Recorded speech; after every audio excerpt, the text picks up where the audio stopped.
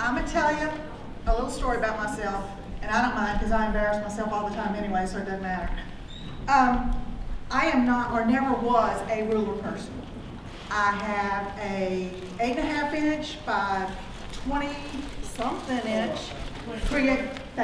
Creative Grids ruler that I use for my Take 5 patterns.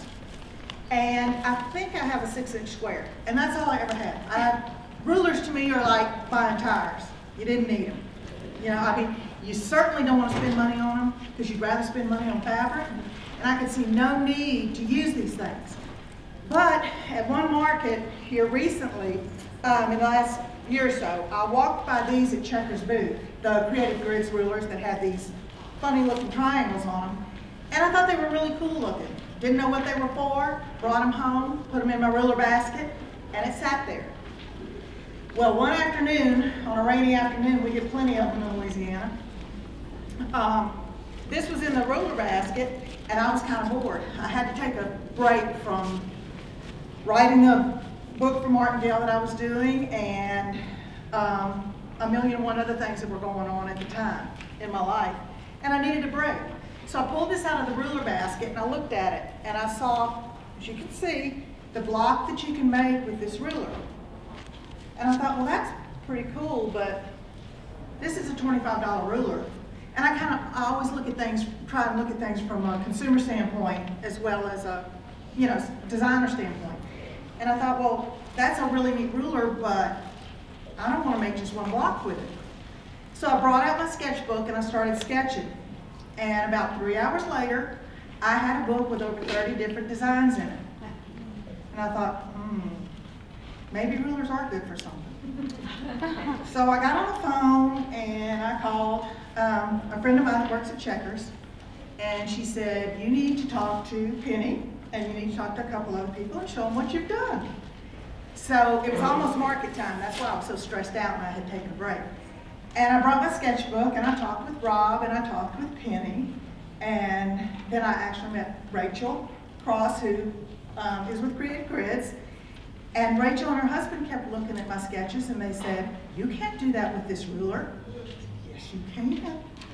No, you can't do that with this ruler. I said, yes, you can. So you can do a number of different things with this ruler. Well, I talked with Martindale and pitched the idea to them that, hey, look, you can take this one ruler and make a ton of different quilts. None of them look alike. So we've got a new book coming out at this market. It's called Strip Smart Quilts. And we took 16 of those designs and put them in the book. I've still got a whole ton more designs to do with this ruler. But this was the most fun thing that I had ever worked with.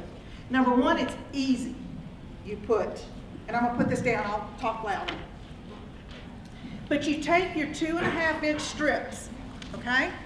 And you put them together, and then you line this ruler up the way it's supposed to go, and use your rotary cutter. I say you go up the mountain, down the mountain, up the mountain, down the mountain. And it cuts out your triangles. Well, it's how you take those triangles and combine them with your fabrics in different ways to make totally different looking quilts.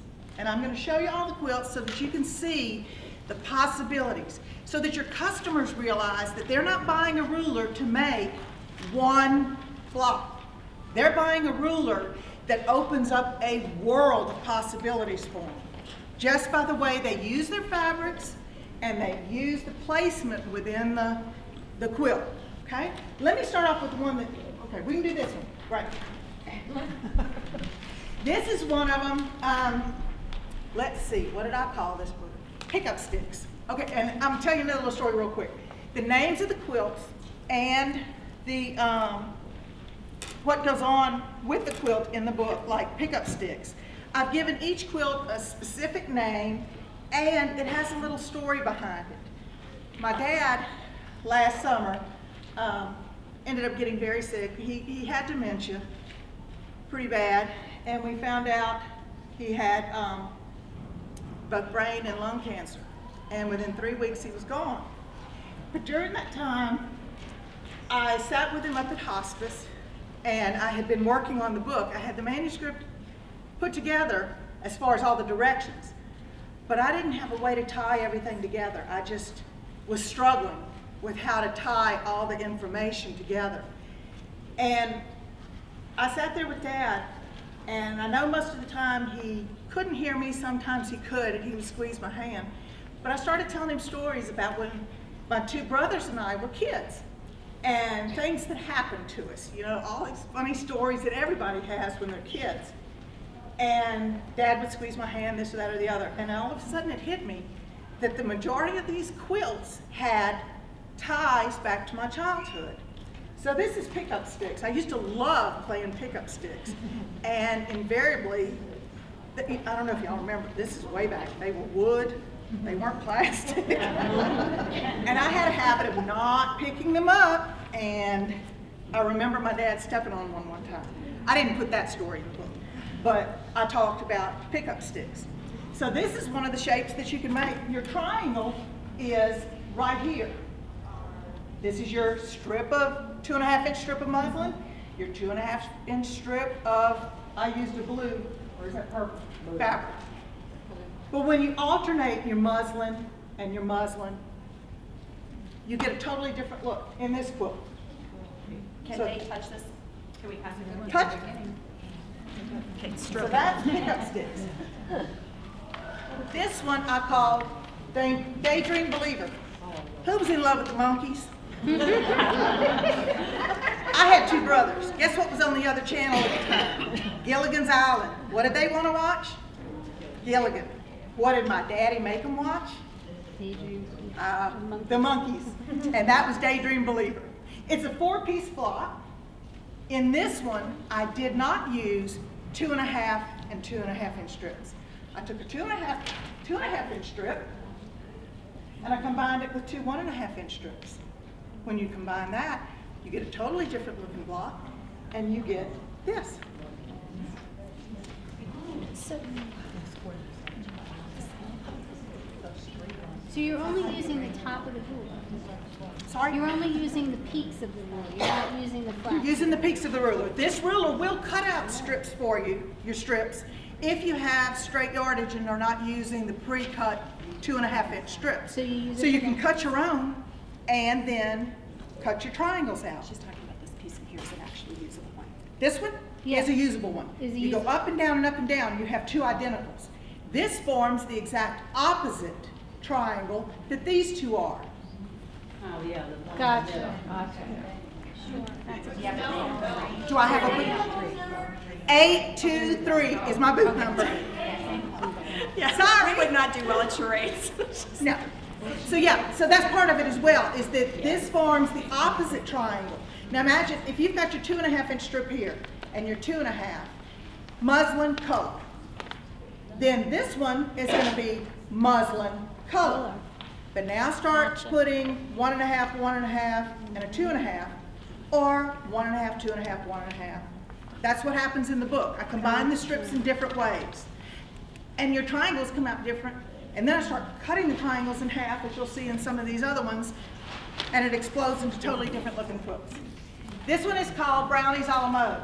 Mom used to come out and fix us dinner, and after dinner we would settle down and watch TV shows, and she would give us dessert. Daddy would ask, what's for DS? And we didn't know what DS was. That was his code for dessert. When we finally figured out what he meant, my two brothers and I shut up. We wanted dessert. We weren't going to break the code and have him know that we knew what he was talking about. But this just uses 3 colors in the quilt, and it creates a totally different look.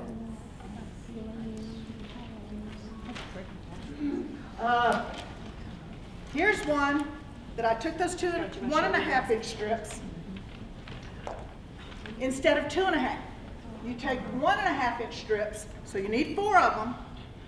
You cut the triangles, put them back together, and you've got these shapes. Okay, show us where one of the triangles are. Okay, here's one of your triangles. Let me hold this right. Okay, this is your triangle made from the triangle shape, cut in half, and put back together. This one's rotated to the right, this one's rotated to the left. I call this one the birds. Anybody watch Alfred Hitchcock? That movie scared the fire out of me. And this one's, I used Renee Nanneman's bird fabric that was out at the time, and it reminded me of the birds. Okay, I was a tomboy, We could not still am. Could not jump rope to save my life. Chinese jump rope, anything, forget it. Could not do it. And so I was able to do Chinese jump rope by using this oriental fabric I found, oh, it was upside down. Yeah. I found this at a quilt show several years ago and put this fabric away, and I just thought it was gorgeous. I combined, again, the 1.5 inch strips with a solid, well, actually, you put 4 1.5 inch strips together and make your block here. Then I use the solid block to set it off. Then you get a totally different looking quilt.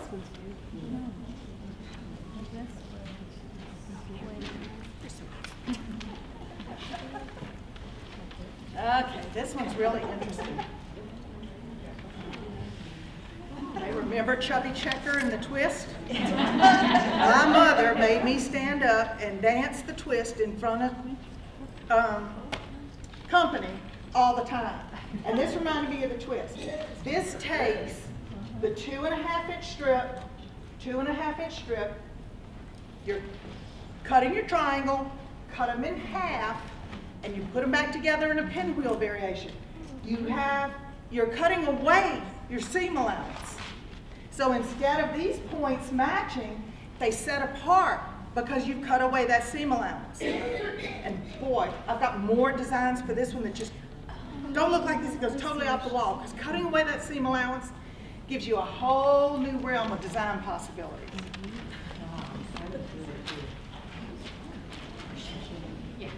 We love to go on summer vacation. One of them that we went on was to Tennessee. We had relatives in Tennessee. And we went to Lookout Mountain and went through those rocks called Fat Man Squeeze. And when I did this one, it reminded me of that vacation, because these blocks are coming together and kind of squeezing you together. This again is one of the 2.5 inch and 2.5 inch strips cut in half and how it goes back together. In this one, you don't see how that seam allowance is lost because of the type of block that it makes going back together.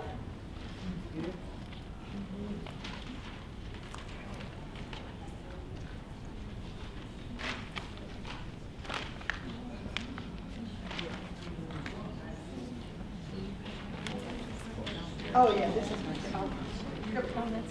okay, this one is called Black and White and Red All Over.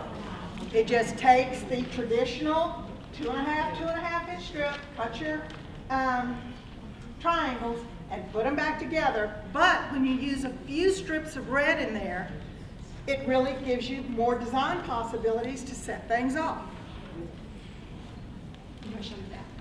Oh yeah. And a lot of the, well, several of the quilts in the book, you end up with extra triangles left over. And these were just too pretty to throw away. So it created a secondary quilt, and so we just put it on the back.